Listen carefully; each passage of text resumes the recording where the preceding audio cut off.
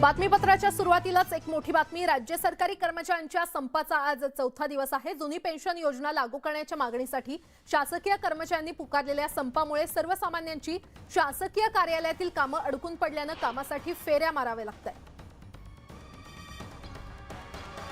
तर सरकारी कर्मचाऱ्यांनी संप पुकारलेला आहे आणि त्यांच्या संपाचा आजचा चौथा दिवस आहे। मात्र संपकरी कर्मचाऱ्यांमुळे जनतेचे हाल होताना पाहायला मिळत आहेत। जुनी पेन्शन योजना लागू करण्याची मुख्य मागणी या कर्मचाऱ्यांची आहे आणि तीच मागणी धरून कर्मचाऱ्यांनी संप पुकारलेला आहे। संपाचा आज चौथा दिवस आहे। जुनी पेन्शन योजना लागू करण्याच्या मागणीसाठी शासकीय कर्मचाऱ्यांनी पुकारलेल्या या संपामुळे मात्र सर्वसामान्यांची शासकीय कार्यालयातली कामे रखडून पडलेली आहेत आणि त्यांना सतत या कार्यालयांमध्ये फेऱ्या माराव्या लागतात। मात्र कामे मात्र काही होत नाहीयेत, त्यामुळे सर्वसामान्य नागरिकांना याचा नाहक त्रास सहन करावा लागतोय।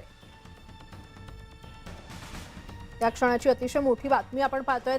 राज्य सरकारी कर्मचाऱ्यांनी संप पुकारलेला आहे। जुनी पेन्शन योजना लागू करण्याची मागणी या कर्मचाऱ्यांची आहे आणि त्या मागणीला धरून या शासकीय कर्मचाऱ्यांनी हा संप पुकारलेला आहे। मात्र या संपामुळे सर्वसामान्यांची शासकीय कार्यालयातली कामे होत नाहीयेत आणि त्यामुळे सामान्य नागरिकांना याचा नाहक त्रास सहन करावा लागतोय।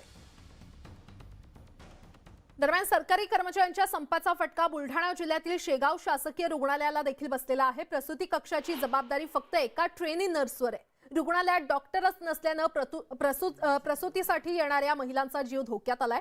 200 बेड्सच्या या रुग्णालयात महिलांसाठी 40 बेड्स वॉर्ड असलेल्या या ठिकाणी मात्र एकच ट्रेनी नर्स जबाबदारी पाहतेय।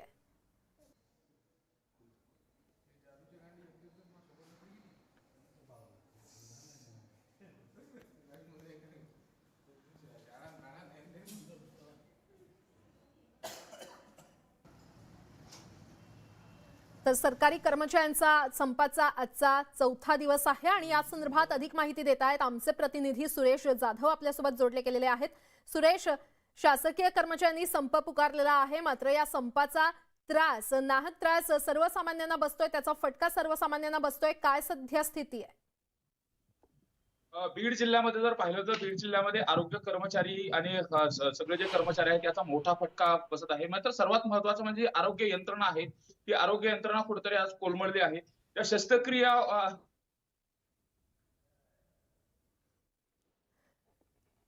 तर आपण पाहतोय जनतेला याचा त्रास मोठ्या प्रमाणात होतोय। रुग्णालयांमध्ये उपचार मिळत नाहीयेत। पुन्हा एकदा आमच्या प्रतिनिधींकडे जाऊयात। सुरेश, काय अपडेट मिळतंय?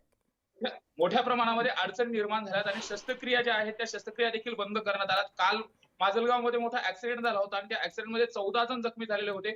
त्यांना उपचारासाठी घेऊन आल्यानंतर तब्बल दीड तास ताटकळत बसावं लागलं होतं। शस्त्रक्रिया विभाग बंद आहे, सोनोग्राफी विभाग बंद आहे, त्याचबरोबर जे एक्सरे काढायचं आहे ते सुद्धा टेक्निशियन नाहीत।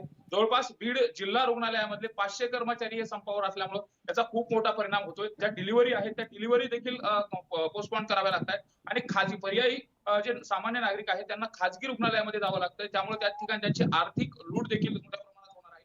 आणि एकंदरीत जर आपण हे पाहिलं तर यामुळे सामान्य नागरिकांमधून संताप व्यक्त केला जातो। जिल्हा रुग्णालयामध्ये आजही जरी जाऊन पाहिलं तरी मोठ्या प्रमाणात नातेवाईकांनी देखील गर्दी केलेली आहे आणि शस्त्रक्रिया करत असताना जिल्हा रुग्णालयाचे जे जिल्हा शल्यचिकित्सक आहेत सुरेश साबळे यांनी फक्त इमर्जन्सी शस्त्रक्रिया सुरू आहेत अशा पद्धतीने सांगितलंय।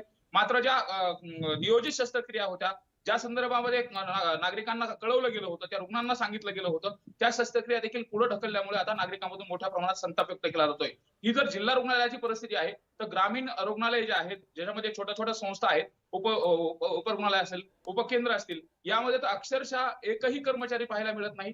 त्यामुळं आज आरोग्य यंत्रणा ही पूर्णतः बीड जिल्ह्यातली कोलमडून दिसलेली पाहायला मिळते। निश्चितच सुरेश, धन्यवाद या सविस्तर माहितीसाठी।